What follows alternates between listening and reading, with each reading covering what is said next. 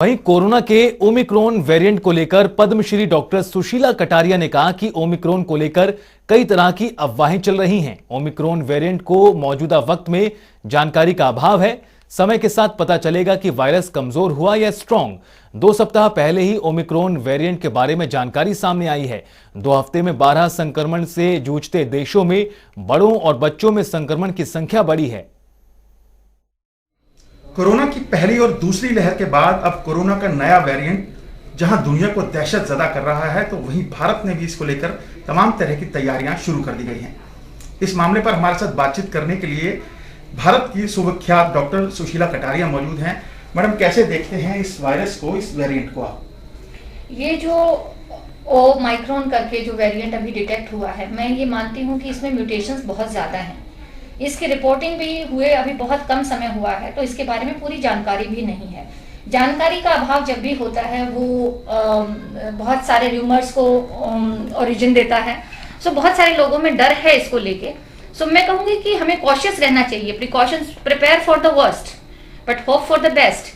बाकी समय के साथ पता चलेगा कि ये जो 50 म्यूटेशंस वाला वायरस है, ये कमजोर हुआ है या स्ट्रांग हुआ है। पहली लहर में हमें मालूम नहीं था कोरोना के बारे में, दूसरी लहर में सर्वाधिक मौतों का आंकड़ा रहा। आप कैसे इसको अलग देखती हैं, इस वेरिएंट को अलग देखती हैं, और कितना खतरनाक जिस तरह से दुनिया भर में बताया जा रहा है, साउथ अफ्रीका से लेकर 12 देश संक्रमण प्रभावित हैं, इसको लेकर संक्रमण तेजी से बढ़ रहा है। कैसे देखती हैं कि अलग है? क्या ये जो वेरिएंट है ये तीसरी लहर की निशानी है? तीसरी संभावित लहर की बात की जा रही थी।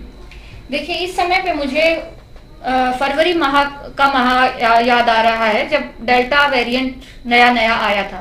कुछ कोई केसेस आ रहे थे, यूके से कुछ केसेस रिपोर्ट हो रहे थे, फिर हमने भी कुछ केसेस रिपोर्ट हुए देश में। पर उस टाइम किसी ने नहीं सोचा था कि डेल्टा वेरिएंट सेकेंड वेव का कारण बनेगा। अब लोगों ने क्योंकि सेकेंड वेव को महसूस कर लिया है, तो वो सोच रहे हैं कि कहीं ये थर्ड वेव की तैयारी तो नहीं हो रही है।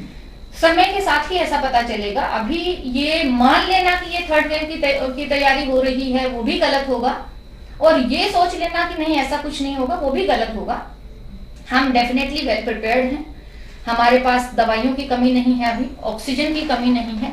लेटेस्ट जो ट्रीटमेंट पद्धति है मोनोक्लोनल एंटीबॉडीज की, वो भी हमारे पास उपलब्ध है इस टाइम पे। देश में बहुत अच्छा वैक्सीनेशन हुआ है। 50% लोगों ने फुली वैक्सीनेट हो गए हैं, बाकी लोग सिंगल डोज ले चुके हैं। सीरो प्रेवलेंस स्टडीज भी ये कह रही हैं कि इम्यूनिटी लेवल आम पॉपुलेशन में बहुत अच्छा है। सो अगर मैं ये कहूँ कि पहली और दूसरी के कंपैरिजन में हम बहुत अच्छी फुटिंग पे हैं, हम बहुत अच्छी अवस्था में हैं। तो इसलिए लोगों को घबराना नहीं है, पैनिक नहीं करना है, क्योंकि पैनिक करने के बाद में जो ओवर रिएक्शंस होती हैं, उससे देश की इकोनॉमी को भी हानि होती है, लोगों के मानसिक स्वास्थ्य को भी बहुत हानि होती है, और जो हम बेहतर से बेहतर कर सकते हैं वो नहीं कर पाते। पहली और दूसरी लहर के बाद गुरुग्राम जो है इंटरनेशनल मेडिकल हब के तौर पर उभरा है, तो कैसे इस चीज को मैनेज किया जाएगा? जो रिस्की 12 देश हैं, वो यहाँ पे अगर ट्रीटमेंट कराने आते हैं, उनके परिजनों को किस तरह से ट्रीट किया जाएगा? क्या आइसोलेशन की सुविधा रहेगी? इसको लेकर क्या कुछ कहेंगे मैम? देखिए, रोज गाइडलाइंस, अभी क्योंकि स्थिति अंडर डेवलपमेंट है, तो गाइडलाइंस चेंज हो रही हैं। कल भी इंटरनेशनल पेशेंट्स के रिगार्डिंग जो गाइडलाइंस है, गवर्नमेंट ऑफ इंडिया ने चेंज किया है कि सबको विद इन 24 आवर्स RT-PCR वहां से लेकर चलना पड़ेगा। RT-PCR नेगेटिव होगा तभी उनको प्लेन बोर्ड करने दिया जाएगा। उसके बाद हाई रिस्क कंट्रीज से जो लोग आएंगे, उनको अपने आप को 7 डेज के लिए सेल्फ आइसोलेट करना होगा, मैंडेटरी है, और उसके बाद फिर से RT-PCR करवाना होगा। अच्छा, आखिरी सवाल मैम, क्या इस तीसरी संभावित लहर की अगर मैं बात करूं, तो एकमात्र उपाय जो है वो सिर्फ बचाव है, या फिर लापरवाहियों पर लगाम लगाना? लापरवाहियों पे लगाम लगाना मुझे लगता है सबसे पहला काम है। लोग मोस्टली जो लोग मैच देखते हैं, क्रिकेट का मैच देखते हैं, तो हम हारते तब ज्यादा हैं जब हम बहुत ज्यादा गलतियां करते हैं। सो आई थिंक लापरवाहियों पे लगाम लगाना जरूरी है। ये हमने पहली और दूसरी वेव में देखा। सो लार्ज गैदरिंग्स को अवॉइड करें, अपना मास्क सही तरीके से पहने, इंडोर में ईटिंग अवॉइड करनी चाहिए। ब्याह शादियों में भी हम नंबर ऑफ गेस्ट का हमें ख्याल रखना चाहिए, और अपना मास्क सही रखें। और जिन लोगों ने अभी तक भी वैक्सीनेशन नहीं करवाई है, कृपया वो वैक्सीनेट करवाएं। और सिम्टम होने पर ये बहाना ना सोचें कि कुछ और होगा, टेस्ट करवा लें। अगर पॉजिटिव आते हैं तो उसका ट्रीटमेंट बहुत अच्छा है, नेगेटिव आते हैं तो और भी अच्छा है। जो बच्चों के लिए खासतौर पे ये वेरिएंट कितना खतरनाक हो रहा है, जो अब तक की जानकारी सामने आई है? अभी तक इसमें कोई ज्यादा सिवियरिटी की केसेस नहीं आए हैं, क्योंकि it is understanding in progress. 2 सप्ताह पहले ही इस वेरिएंट को आइडेंटिफाई किया गया है।